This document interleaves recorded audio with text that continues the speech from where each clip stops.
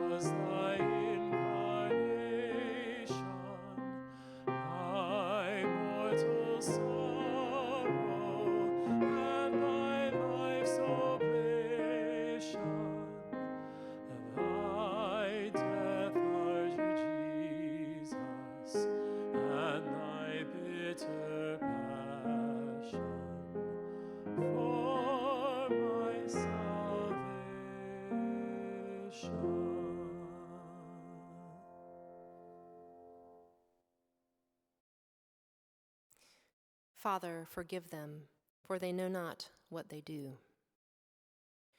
Jesus' prolonged suffering has just begun. He opens his mouth and utters this prayer on behalf of those who have brought him to die. Forgive them. This was not the first time Jesus had prayed for them, though. He had done so many times in many places all over Judea from the moment his ministry first began. When he prayed for the lost, the broken, the confused, the hateful, the angry, he was praying for them.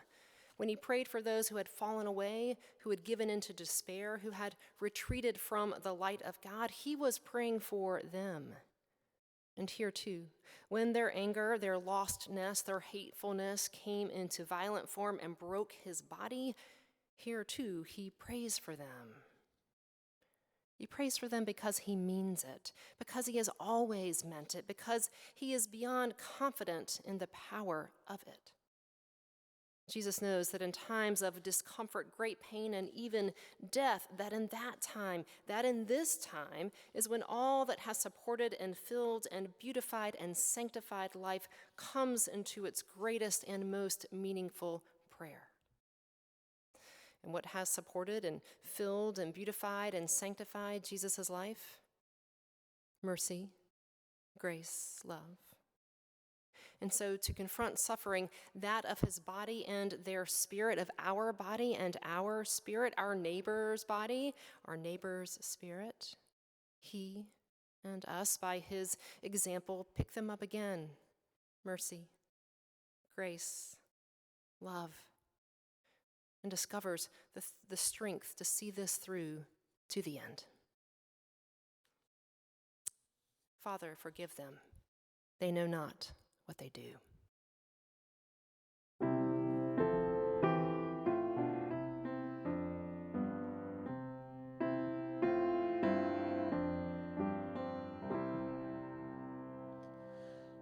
O sacred head now wounded, with grief and shame weighed down, now scornfully surrounded, with thorns thy only crown. How art thou pale with anguish, with sore abuse and scorn?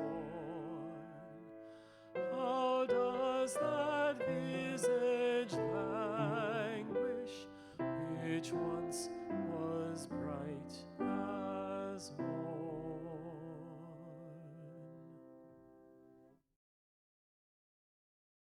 Truly I say to you, today you will be with me in paradise. A reading, The Poet with His Face in His Hands, by Mary Oliver. You want to cry aloud for your mistakes, but to tell the truth, the world doesn't need any more of that sound.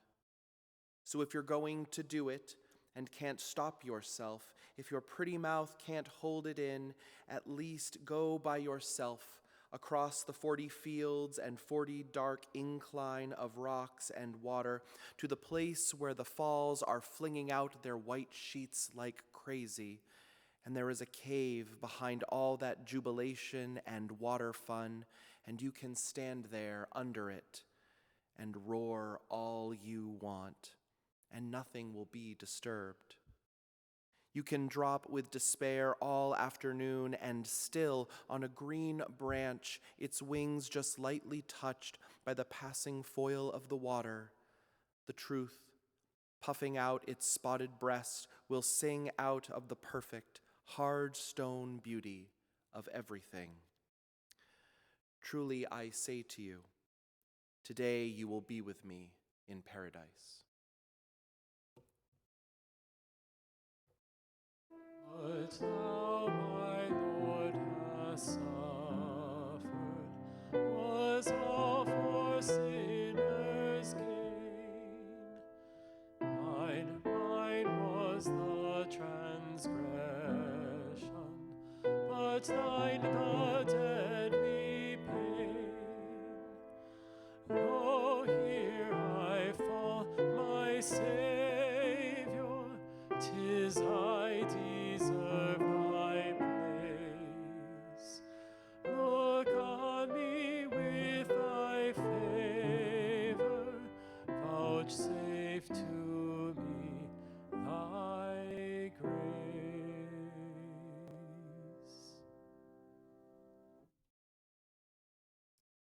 Jesus said to his mother, "Woman, this is your son." Then he said to the disciple, "This is your mother." A reading of Children by Khalil Gibran. And a woman who held a babe against her bosom said, "Speak to us of children." And he said, "Your children are not your children. They are the sons and daughters of life's longing for itself. They come through you, but not from you. And though they are with you yet, they belong not to you. You may give them your love, but not your thoughts, for they have their own thoughts. You may house their bodies, but not their souls, for their souls dwell in the house of tomorrow, which you cannot visit, not even in your dreams. You may strive to be like them, but seek not to make them like you. For life does not go backward, nor tarries with yesterday. You are the bows from which your children are sent as living arrows forth. The archer sees the mark upon the path of the infinite, and he bends you with his might that his arrows may go swift and far. Let your bending in the archer's hand be for gladness. For even as he loves the arrow that flies, so he loves also the bow that is stable. Jesus said to his mother, "Woman, this is your son." Then he said to the disciple, "This is your mother."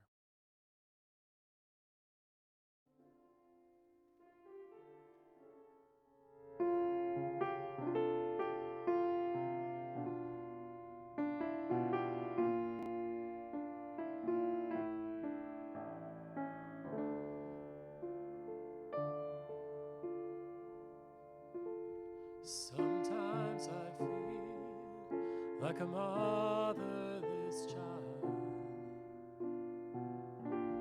Sometimes I feel like a motherless child. Sometimes I feel like a motherless child. A long way from home. A long way from home.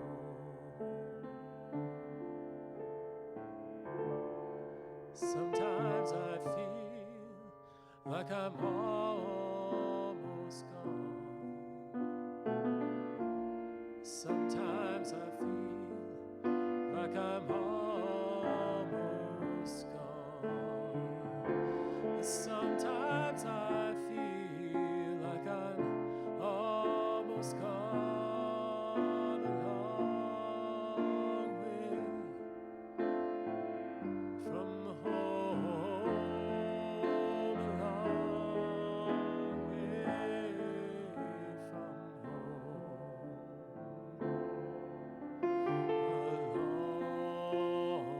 from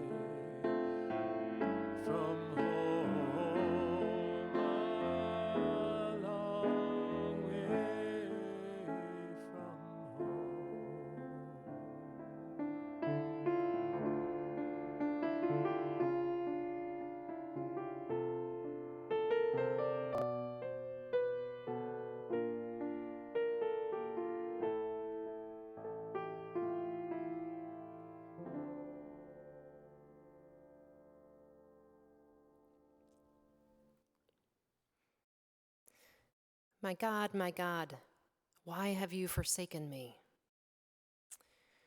Jesus is embracing the tradition of lament in this, his most vulnerable moment on the cross, by quoting from his own scriptures, the 22nd Psalm.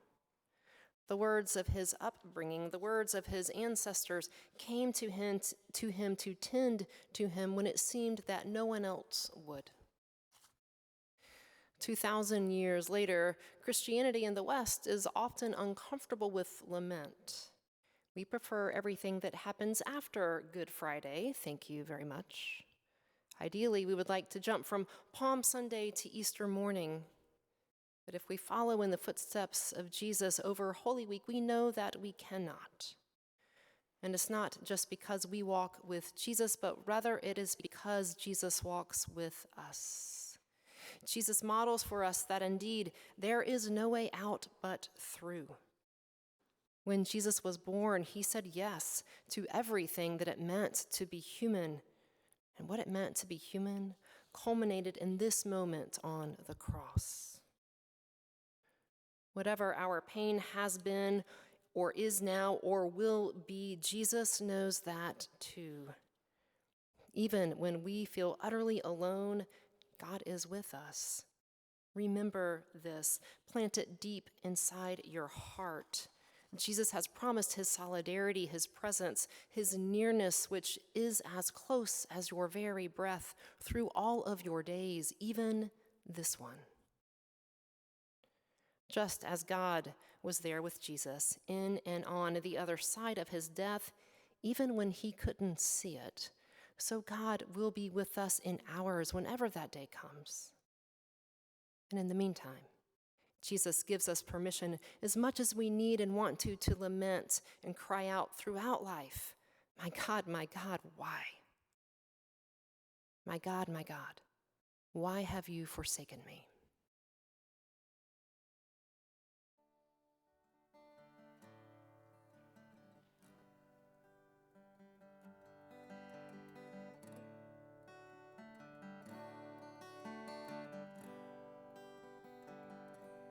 Jesus walked this lonesome valley.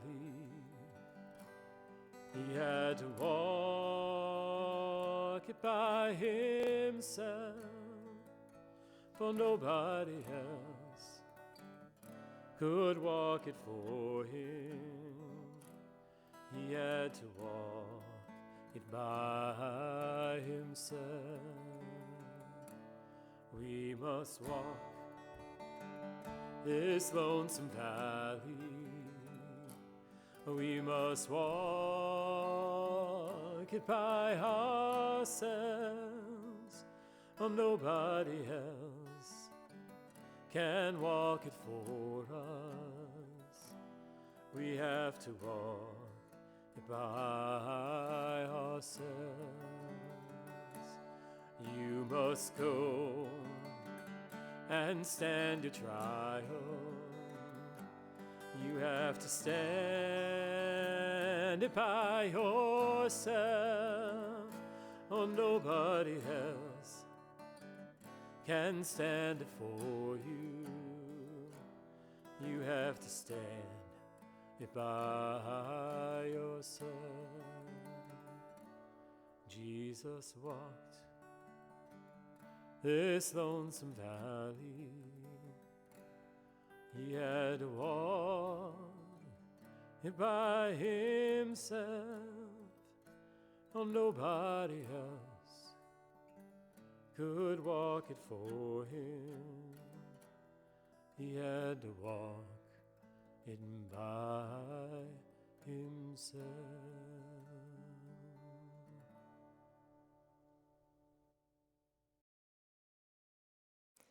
I Thirst. Reflection written by Frederick Buechner. For 9 months, we breathe it in.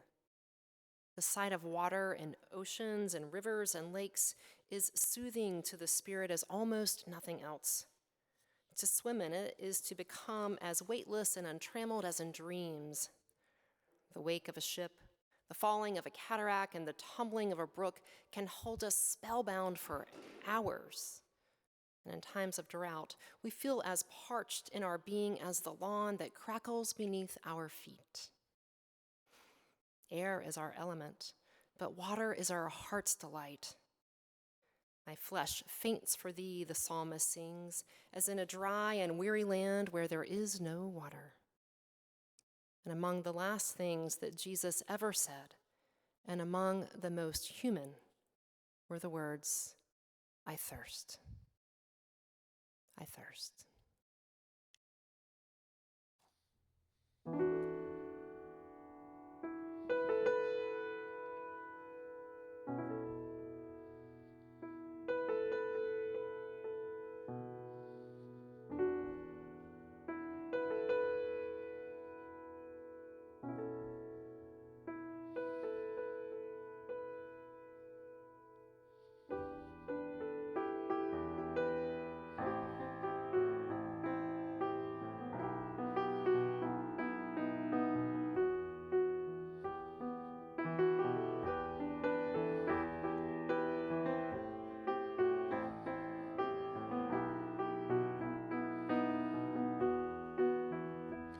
Blood will flow, and flesh and steel are one, dried in the color of the evening sun.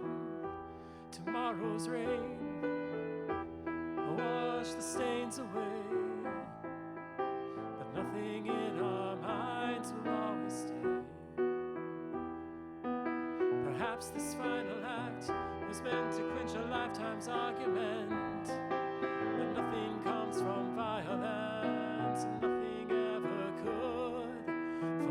those who were born beneath an angry star, lest we forget how fragile we are.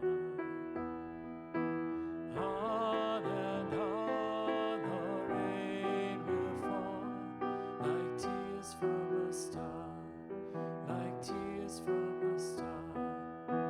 On and on the rain will sing, how fragile we are, how fragile we are.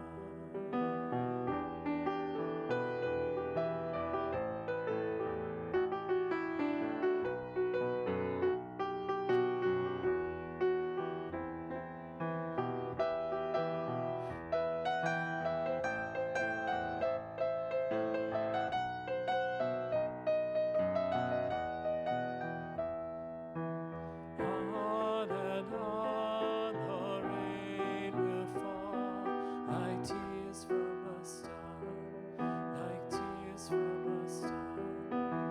On and on the rain will say, how fragile we are, how fragile we are, how fragile we are, how fragile we are.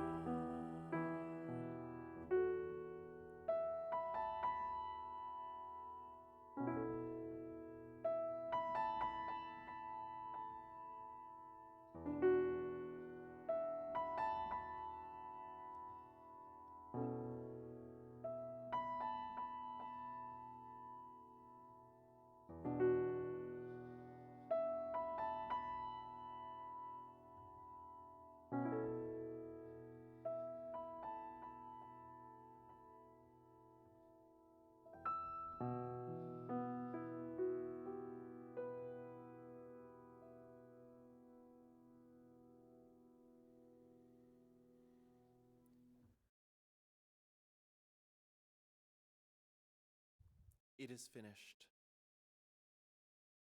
A reading, Let Evening Come, by Jane Kenyon. Let the light of late afternoon shine through the chinks in the barn, moving up the bales as the sun moves down. Let the cricket take up chafing as a woman takes up her needles and her yarn. Let evening come.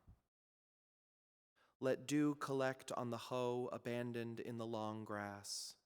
Let the stars appear and the moon disclose her silver horn.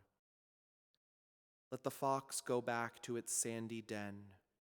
Let the wind die down. Let the shed go black inside. Let evening come. To the bottle in the ditch, to the scoop in the oats, the air in the lung, let evening come. Let it come as it will, and don't be afraid. God does not leave us comfortless. So, let evening come. It is finished.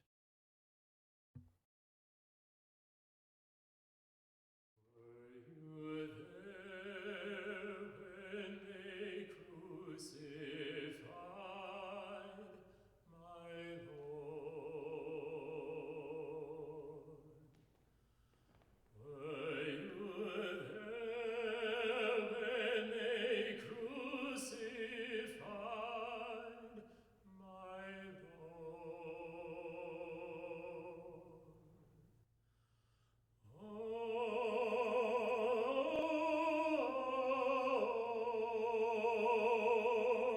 sometimes it causes me to tremble, tremble.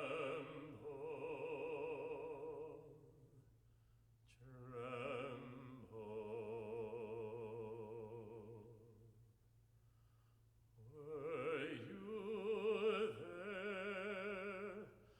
when they crucified my Lord?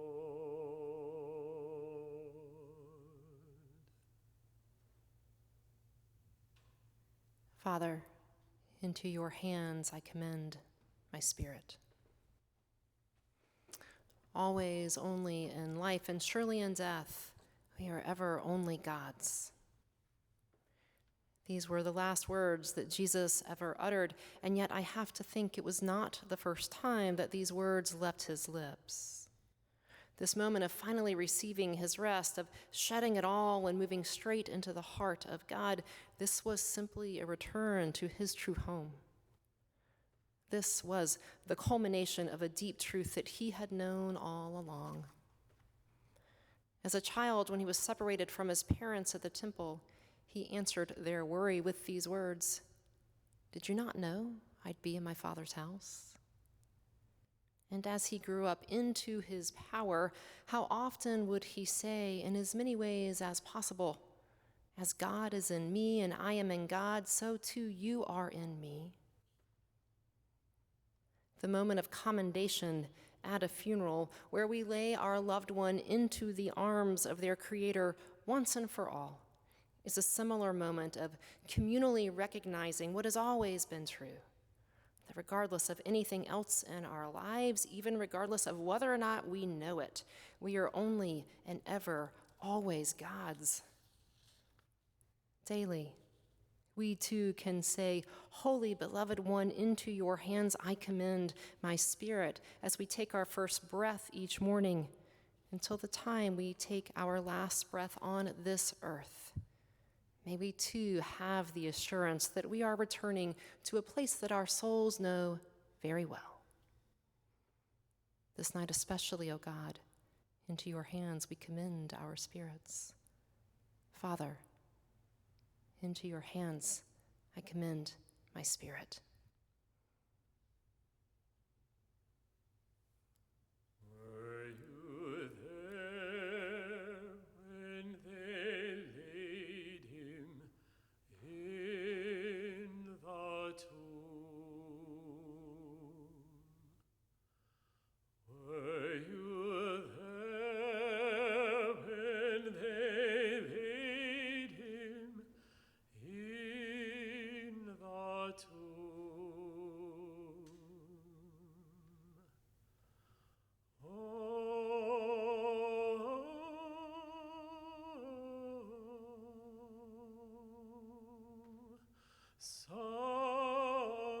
Sometimes it causes me to tremble